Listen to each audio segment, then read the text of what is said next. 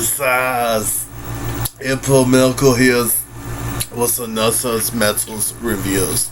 So today we're going to be talking about one of the most iconic, best, thrash metal bands of all times, and that is Slayers. Guys, so just looks at this album's covers. Yeah, so it's such a great album covers. And not only do we have the greatest symbols of all times, we have Satan here, the Batman's holding a sword. Look at his cape, it's so metal. And look at this. Brace yourself, this is truly metal. Look at the record, it's red itself. So, it's red is the color and Satanism of initiations. And this album is, it's kind of, as you could argue, as very much influenced by the black metals and Vinton. So this is kind of the black metals albums, but it's definitely as thrash metals and thrash horror punks metals. A lot of people likes to argue about all the kind of genres, but I had the size. So I did all of the subgenres of metals, like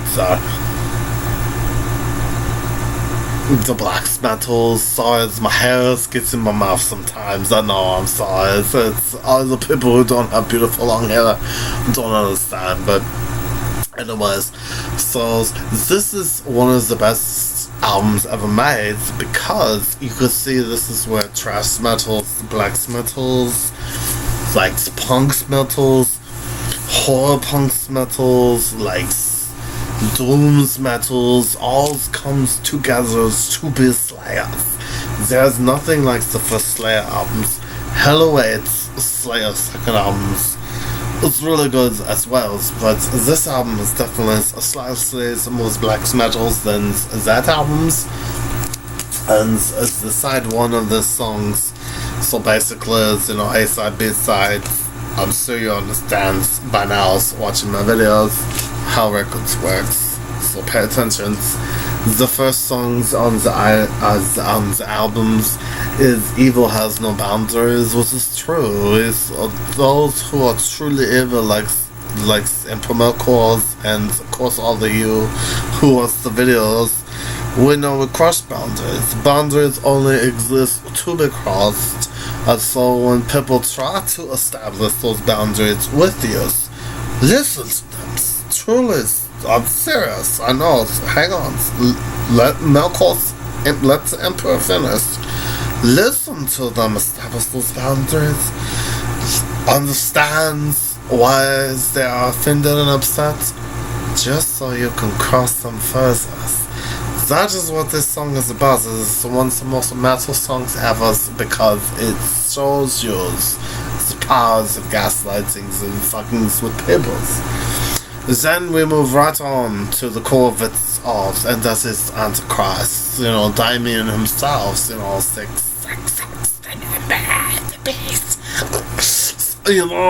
it's like the king. There's nothing more metals than Antichrist. There just isn't. And if you disagree, then go dies and use the poser. So then the next song is called By the Swords. And the two Vikings, the two metalheads, I know Swedish, but still some Vikings, and with swords, and it's with fights with the swords, and if you fight by the swords, you must die by the swords so you can get into Valhalla. So you kind of see even here you get some Viking medals here, and then you have fight till death, which again is you should kill your enemies. I mean, how many videos have we discussed that people who are inferior to you, posers, who's only listen, you say, oh, I listen to Slayer, and they're swear we listen to Brad Paisley and the Dixie Chicks. So then guess what? I'm gonna tell you about the Slayer songs, and that song's called Fight to the Death. and you will die by the swords and see the Antichrist. Because evil knows no boundaries, and then they will realize that you are the next song, which is the Metal Storm is the face of the Slayers, because truly this band is about slaying posers. So this is why this is the best band of all times. I mean, there's nothing more metal than this album. In fact, if you have this album, so Gill-boy once I know artist, he had a Coldplay's vinyls, okay? I know. I tried to save him, but he tries to be too open-minded, okay? And he had a Coldplay records, so I actually got the jobs, and I worked there for like some months because I needed to buy some beers and some peaks and some. Basically, I worked there to get enough money to parties and to make music and to buy a couple records and my own record players and some of my own vinyls. And then I didn't want to take part in the system anymore because, you know, fuck it all. We should all burn it down and not pay taxes. But whatever. So anyways, so I bought this and I bought two of them. This is actually Gill-boy's because I stole it. Because I'm gonna go pawn it off because I need some money because I want to get some Taco Bells. But anyways, I'm gonna like, you know, I bought this for him so he would not be posing because he had cool plays, okay? So basically, you know, he told me I like the second side because it starts off with black magic. And that's, so me and Gill-boy agrees this is like the best song on the record, alright? Okay, it's so brutal. Then we go on to the next song called Tormentors, The Final Command, Cryonics, and then of course the title albums of it, Show No Mercy. And you should show no mercy to posers because posers cannot withstand this second. When I was working the jobs, I put on some Slayers, and some of the Christians started, you know, do the you know, they started praying stands, they're praying in tongues. One of them started rolling down the fucking tallways like he's a fucking holders rollers because he was so scared to hear that, you know, altar sacrifice, you know, the black magic songs, to die by the swords, you know, they're such pussies that they can't withstand Slayers. In fact, when I was as young Emperor Melkor, I would wear Slayer swords to schools and I'd send them home because they said it was too brutal. And I'm like, well, yes, I'm the Empress. And they said, well, you're a Satanist. I'm like, yes. They're like, you're going to hell, and I'm like, yes, I also had this conversation many times, and in fact, my mother brought up many of my shirts for you to be like, he can wear this when he can, because, you know, of such little curves that the posers try to vanquish me, but I ended up vanquishing them when the whole half of the library burned down. But anyways, I don't want to admit to too much on the stream here, so because we're trying to talk about Slayers, but this is the best albums. If you're trying to get into Slayers, I'd recommend this, and you can see here as you got on bass and vocals Tom Marias. See there he is. Just look at him, he's got curly hairs, there's a really great man, and then of course they have the legendary lead guitarist Carrie King. Look at those eyeliner he has on. He tries to pretend that he doesn't do that because at one time he thought he saw prostitutes and he calls them over, and guess what, they was the Motley Crues.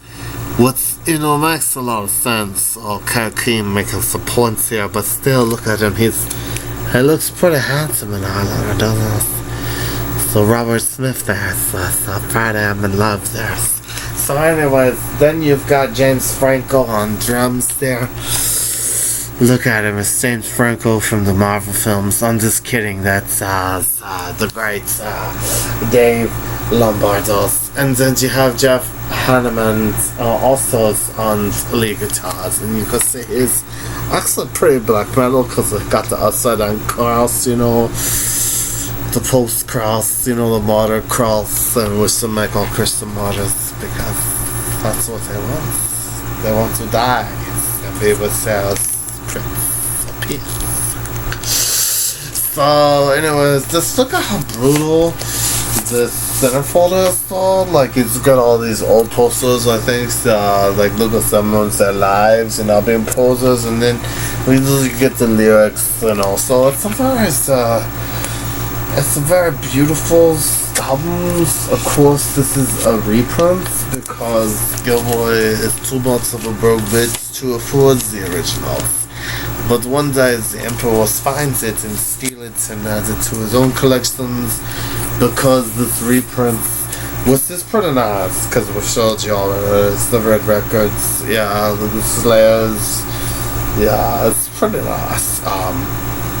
But anyways, this is gonna be on eBay pretty soon, so you can buy it now for $50. You know, starting bid at $60. So let me know, because I'm looking to get some pretty cool stuff, like some food and stuff. So anyways, so I just kind of want to discuss a little bit about the band's like history or whatever. So basically, this album, which is really good, right? We've already discussed this. The Show No Mercy. So this is like Slayer's debut album, right? And so it was released in December of like 1983 by the Metal Blades Records, and I don't even know if you can see the logo because it's so small, right? So anyway, so we're plus by the same record companies. So Baron Slangler signed the band to the label after watching them performance. I know it's an Iron Maiden cover, like, right? You know, Iron Maiden's really good thrash metals. If you disagree, like I say, you should die by the sword. So it's really quite simple. So if you don't like Iron Maidens, then why are you listening about Slayers? Because that's the whole reason why they exist, is because they play Iron Maidens. So go fucking die. So anyways, the band basically they put their own money together, you know, they still financed their own labels, and they did their own full-length debut albums, right? And you know, the original bands, like we've already said, is, you know, Tom Araya. But the interesting fun fact about that is that he was a respiratory therapist at the time, and Kerry King's you know, the guitarist, he borrowed money from his father, touring essentially and promoting the album. And the band brought close friends and family members along this, like, trip, you know. And they helped backstage with all the lighting and the sounds. And although the album was criticized for its, you know, poor production quality, which is, again, that's why I said it's like black metal, because it sounds like shit, right? It became Metal Blade's highest selling record. Like, this is the Metal Blade's highest selling record, because it's true metal, right? And so, of course, the producing songs at times was the Antichrist, which, again, as we talks about in the Ghost videos, you know, who doesn't like the Antichrist, you know, Satan. And so, of course, that's gonna be the best song on this albums. And you know, Die by the Sword, the Black Magic, you know, they were played by anytime you see Slayer in this time, you're gonna hear those songs. They're always on the set list, basically, guys.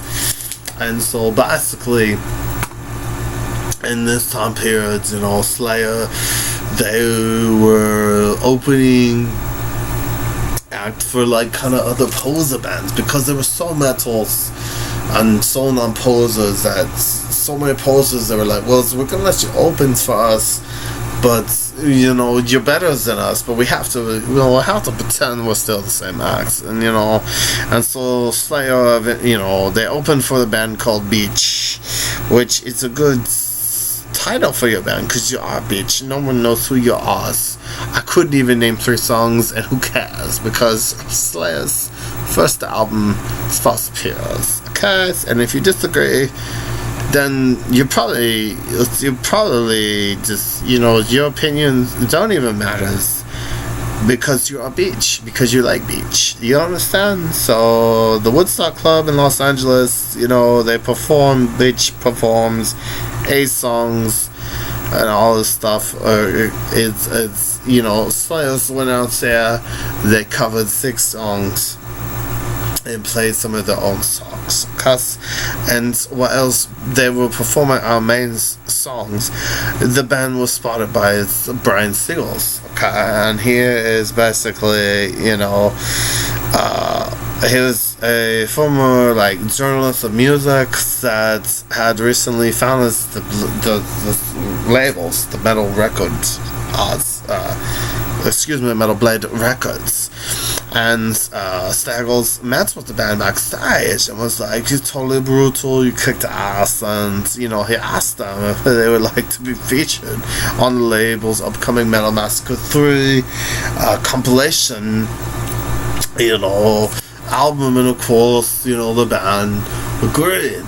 And the band's appearance on the compilation created this underground buzz amongst us non-posers at the time. We're like, wow, they're so metals, and then of course this led to Slaggles signing Slayer to the Metal Blade Records, and they started recording this album in Los Angeles, and it was financed by Tom Araya, the singer, who used his earnings as a respiratory therapist, like I mentioned earlier, and money that he borrowed from Kerry King's father. And of course, the legendary Kerry King, says that this album is fucking Iron Maiden here and there. And vocalist Araya asserts Vidum, Judas Priest, Iron Maiden, and Merciful Fates, King Diamonds were big influences on the record, as guitarist King was into the satanic influence and souls, as you can see from the album covers, that it's totally black metal, it's totally satanic, as it should be, and the band used these satanic themes in both lyrics and their performances to gain notice among the metal community, and to just fuck with people, cause fuck humanity, Slayer's fucking black metal, even though they're thrash metal or whatever, but the back covered featured side 666 and inverted crosses with Hammond playing his guitar, like it was shown you, look at it, it's beautiful, it's gorgeous, it's satanic. So due to the imagery and lyrical content, of course, Slayer received mail from the Parents Music Resource Center, the Ultimate Posers, who are so friends, they always put God Band-Aids on everyone's, right? And they're telling the band to stop releasing records, okay, because you're offending me, I'm sorry, your rights and were my feelings again, I'm so upset, that kind of bullshit. So our comments, back then you had that PMRC who literally took everything to heart, when in actuality you're trying to create an image, you're trying to scare people on purpose. The album produced the songs The Antichrist, Died by the Sword, and Black Magic, which were played at Slayer's live show regularly. So these people were so stupid and closed-minded that they was like, oh my god, they're trying to summon the Antichrist was good, as you should, right? But anyways, I don't want to get distracted here. So basically, after this album's release, after Show No Mercy release, the band went on their first US tour, and Slagle gave the band a list of, you know, venues, addresses, and contact numbers, all that boring stuff that no one cares about. And of course, Ara was like, you know, you're kind of a poser, so I need you to know, Sliggles, that I'm still working at the hospitals, and, you know, it's calling memo saying today's the day, we're gonna do this, you know, and the band knew they never would if they did not tour now. So it's basically they're like, you know, let's not be posers and actually be true metals, and they set out taking RS camera on U-Haul. And during the first leg of the tour, Slayer had no manager. Doug Goodman, whatever the fuck his name is, you know, he had met the band, and, you know, he was like, you know, I was in your line in the show in North Carolina when you were opening for Lost Rockets, and she's like, who's that band? And it's like, exactly, we're here talking about the Superior Band Slayer. Basically, they took a vacation from that job at the grocery store to help out on the tours, and eventually becoming the band's tour guides. So it's kind of interesting in a weird way. So Goodman is now tour manager in the Oxes, and currently he's doing the band Green Day and Dex. So cares about all that shit. It's pop punk. It's not punk rocks. Who gives a fuck, right? We're here to discuss metals. So Kevin Reeds, who was the friends of the band, set up the drums and lighting, and when touring with the band, Reed's father, Lawrence R. Reed, drew the album cover, which depicts, you know, Baphomet with the sword on the album's cover. Look how awesome it is, right?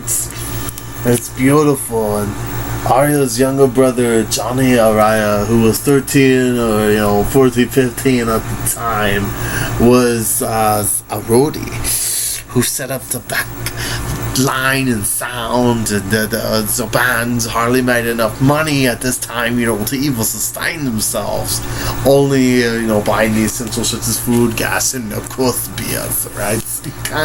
You can't be metals without beers. And then, you know, Arya asserts we basically, like, use whatever money we got to get from point A to point B to point C to point D. And so essentially, you know, when we got back, you know, Brian was like, so where's the money? And we were like, what's money? Is, you know, we're not posers, we're just spending brutality. So at this time, you know, I guess you could say Slayer didn't realize that you had to ask for money at front, you know. And Tom Murray was like saying, he's like, I think he got a lot of money and sent directly to him, and we were supposed to pick up the rest, you know. So it is what it is. And the band performed in hotels in Winnipeg, where the basis was excuse me, they were in the basement at this like hotel club things in Araya. I'll go ahead and read a quote from you here. He says, we stayed there for like 4 or 5 days, I think. We saw Verbal Blues play there. Then we played a place in Boston called the Lizard Lounge. Yeah, so it has one of those here near the Lagoon. In fact, the car had run into the front of the building and it was all boarded up, but we still played there. So basically, if Kerry King or the other guitarist broke a string, Araya would hand them the bass, had him inside it. Well, we argued about it too, like I want to play bass for a while. So you can see that this really was a period of time of the bands where Satan was really testing them on how brutal they truly were going to become. And obviously they succeeded, because although they didn't have enough time to sell any of the records while touring, the album became, like I said, Metal Blade Records' highest selling release at that time.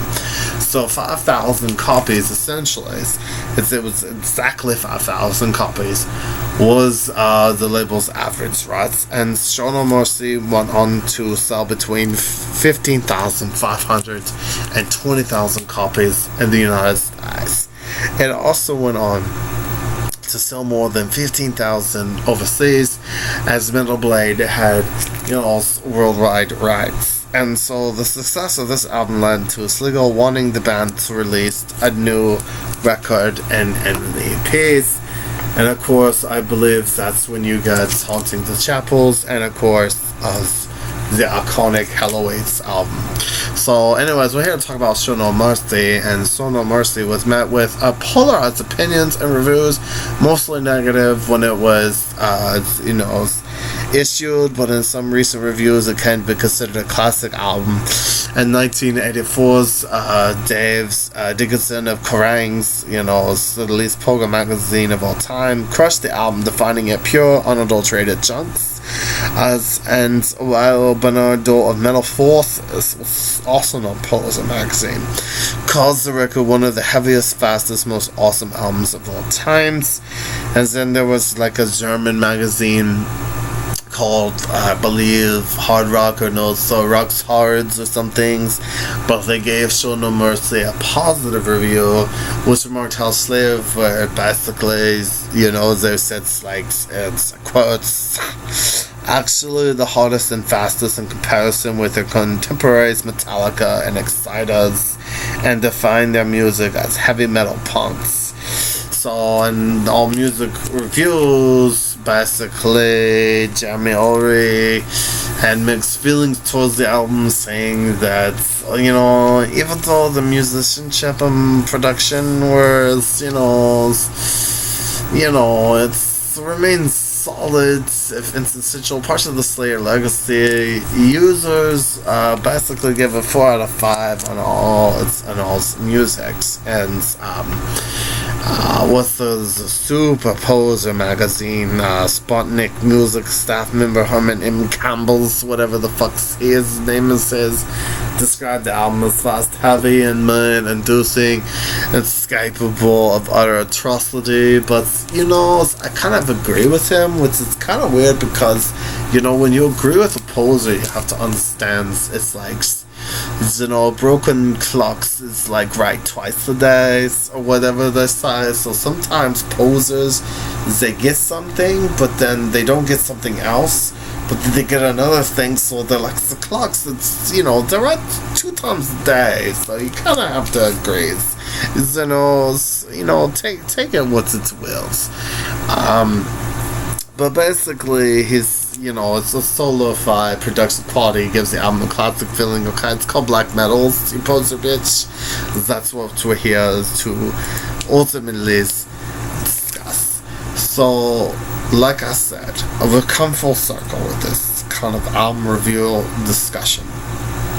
If you're looking to get into Slayers, I would say start where it all begins, because this is the album that basically says, so we're going to do what needs to be done to every poser, and that is to show no mercy, right? So this is one of the most brutal albums you can ever release, and the good thing about Slayer's music is that with this album that goes this ways, and then with Hello Waits that go that ways, and then with Rain of Bloods they go that way, and South of Heavens, and then the EPs are Haunting the Chapel, and they just keep ascending, they just keep going that ways with their music, and it's so great. But I would have to say this album's really the first. This album is definitely like proto-Lux metals. Second albums you could semi-argue is kind of proto-Lux metal, but it's definitely going more into the thrash metals. And then by the third albums, which is loosely considered the best album, which honors its own videos, Rain and Bloods, is the ultimate thrash metal albums of all times. But I digress. Show no mercy to posers, show no mercy to your own inner poser, and listen to this record, because this like I said, if you have this in your collection, so you could have maybe 2 Disturbed records, 3 Coldplay records, I'll be generous, let's say every Kiss album, you have at least this album's, it's not Poser. So basically, listen to it, it'll change your lives. It's the album that kind of really defines that entire thrash movement. And then you could see how it connects to Norwegian black metals, Swedish black metals, and all the black metals around the world is influenced by Slayers. And Slayers, of course, played a beautiful set at Ozzy Osbourne's last show, and he is the Prince of Darkness. So definitely check out that album, check out all of Slayer's albums, because, you don't want to be a poser. So do it, so that ways I don't have to, come visit you and, ask you a bunch of questions about metals, and all you can do is talk about, the Nirvanas, the Volbeats, and all those other bands that you think are so great, but you couldn't even name one song off the Slayer album. So I show no mercy to you, so you die by the sword and learn that I am the metal storm, the Slayers. The Antichrist will come because evil knows no boundaries.